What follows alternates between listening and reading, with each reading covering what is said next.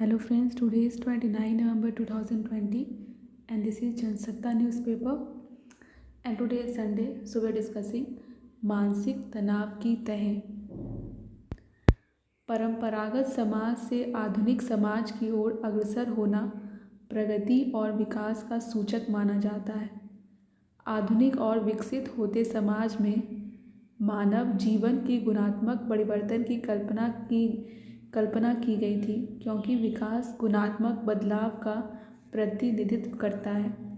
मगर इस बात से इनकार नहीं कर सकते कि आर्थिक और तकनीकी विकास ने समाज में अनेक विघटन भी पैदा किए हैं। यथार्थ में असमानता, विभाजन, भेदभाव और असुरक्षा का बढ़ता दुष्चक्र लोगों के मानसिक स्वास्थ्य को नकारात्मक रूप से प्रभावित कर रहा है। खासकर कमज़ोर वर्गों में आत्महत्या की घटनाओं में वृद्धि हो रही है। हाल ही में दिल्ली के लेडी श्री राम कॉलेज की एक छात्रा ने इसलिए खुदकुशी कर ली कि लैपटॉप और मोबाइल न होने के कारण वह ऑनलाइन शिक्षा का लाभ नहीं ले पा रही थी।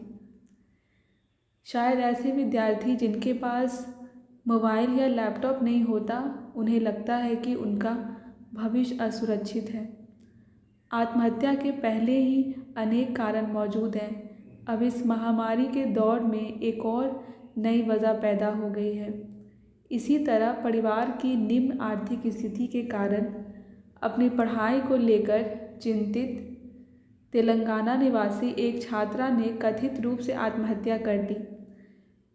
परिवार का कहना है कि बेटी को ऑनलाइन पढ़ाई के लिए लैपटॉप और मोबाइल फ़ोन की ज़रूरत थी और कॉलेज प्रशासन ने छात्रावास की सुविधा भी सिर्फ 1 साल देने की बात कही, जिससे वह तनाव में थी।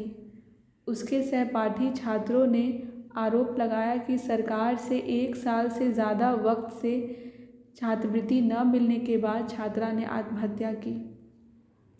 उसने कॉलेज प्रशासन को अपनी समस्याओं के बारे में लिखा था, पर दुर्भाग्यवश उसे कोई जवाब नहीं मिला।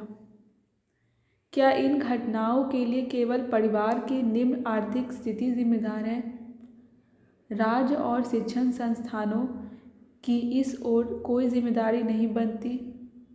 शिक्षा सभी वर्गों को उपलब्ध कराना क्या सामाजिक सरोकार नहीं है? ऑनलाइन शिक्षा तक सभी वर्गों के विद्यार्थियों की पहुंच और संसाधनों की उपलब्धता भी एक महत्वपूर्ण पक्ष है। भारत में एक बड़ी आबादी जो गाँव में रहती है, उसके पास स्मार्टफोन नहीं है। अगर किसी के पास है भी तो उसके सामने इंटरनेट की पहुंच बड़ी समस्या है। गांव ही नहीं, शहरों में रहने वाले अधिकांश मध्यवर्गीय परिवारों में भी सबके पास स्मार्टफोन नहीं होते। ऐसे में अगर परिवार के 2 या अधिक बच्चों को एक ही समय पर ऑनलाइन कक्षा लेनी हो तो उनके पास कोई विकल्प नहीं होता। एनसीईआरटी ने हाल ही में लगभग 35,000 बच्चों, शिक्षकों, अभिभावकों पर एक सर्वे किया और पाया कि लगभग 28% बच्चों के पास स्मार्टफोन और लैपटॉप की सुविधा नहीं है, जिसके चलते वे मानसिक अवरोधों का सामना करते हैं। जो बच्चे ऑनलाइन शिक्षा से जुड़ भी नहीं रहे हैं, उनमें से हर तीसरा विद्यार्थी कुछ भी समझ न आने की शिकायत करता नज़र आता है। इसलिए भारत जैसे देश में अभी ऑनलाइन माध्यम से शिक्षा देना सवालों के घेरे में है।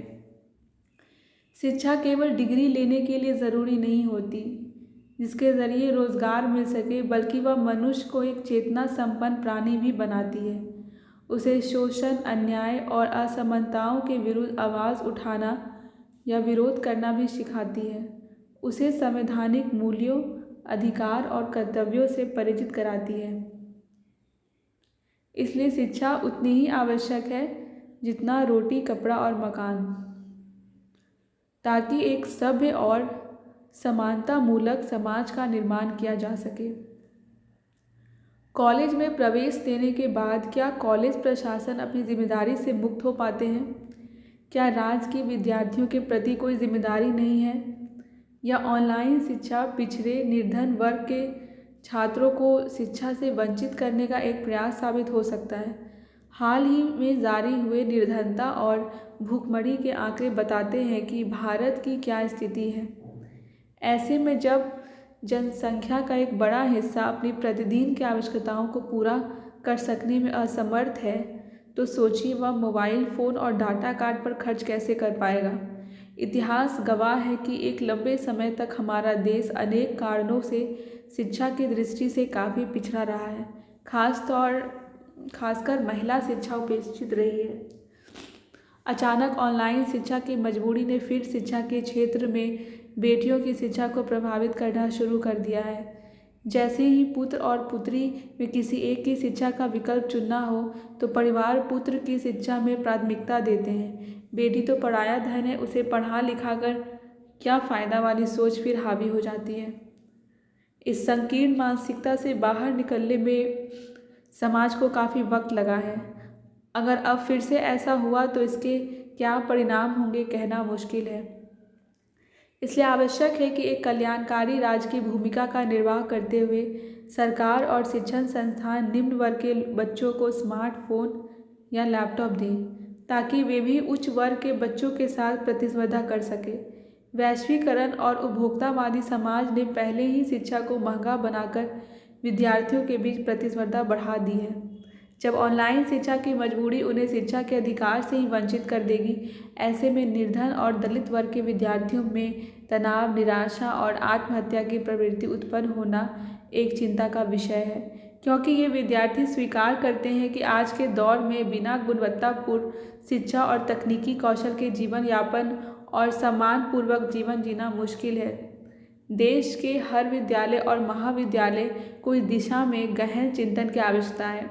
केवल कंटेंट और वीडियो लेक्चर यूट्यूब पर अपलोड करने से या ऑनलाइन कक्षाएं लेने से विद्यार्थियों को शिक्षित नहीं किया जा सकता, जब तक कि व्यावहारिक शिक्षा न दी जा सके। साथ ही ऑनलाइन शिक्षा से जुड़ने के लिए उनके पास आधुनिक तकनीक की उपलब्धता और उसको उपयोग करने की समझ दोनों होनी चाहिए, अन्यथा ऑनलाइन शिक्षा सामाजिक असमानता और डिजिटल विभाजन की ओर भी तीव्र कर देगी। यह बात किसी से छिपी नहीं है कि विभिन्न परीक्षाओं या प्रतियोगी परीक्षाओं में विफलता, शिक्षण संस्थानों में जातिगत लैंगिक भेदभाव, निम्न आर्थिक स्थिति के कारण उच्च शिक्षा या पेशेवर शिक्षा का हिस्सा न बन पाने या किसी तरह शिक्षा प्राप्त कर भी ली तो मनपसंद नौकरी न मिल पाने के कारण हर वर्ष असंख्य विद्यार्थी अपना जीवन समाप्त करने का प्रयास करते हैं। इसमें संदेह नहीं है कि इस प्रकार की घटनाओं में तुलनात्मक रूप की वृद्धि हो सकती है। शिक्षा मनुष्य को शोषण, असमानता, अन्याय से लड़ना सिखाती है, संघर्षपूर्ण स्थितियों का सामना करना सिखाती है, और अगर समाज के एक बड़े तबके को शिक्षा से वंचित कर दिया जाएगा तो किस तरह का समाज मूर्त रूप लेगा, इसकी कल्पना की जा सकती है।